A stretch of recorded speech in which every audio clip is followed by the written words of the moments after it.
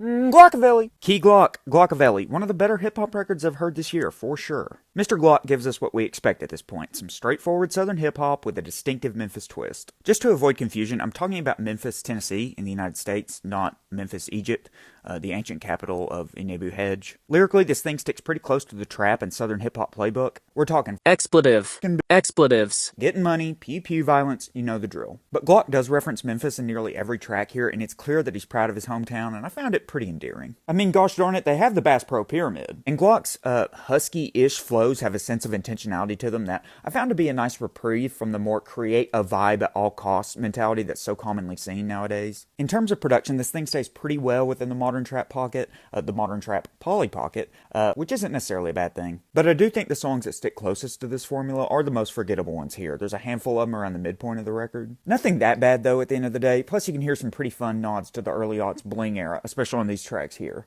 Also, and maybe I'm focusing on this too much, but the hi-hats across this whole album sound insanely bonkos incredible. They're like lively and loose. It's kind of hard to describe. I tried calling my grandfather to ask him what he thought about him, and just kidding, I didn't do that. He's deceased. But yeah, these might be my favorite hi-hat sounds I've ever heard on a hip-hop project. Listen, Glockaveli ain't reinventing no wheels or anything, but it's as solid as a Dwayne The Rock Johnson. Key Glock's doing it just as good as anybody else out there right now.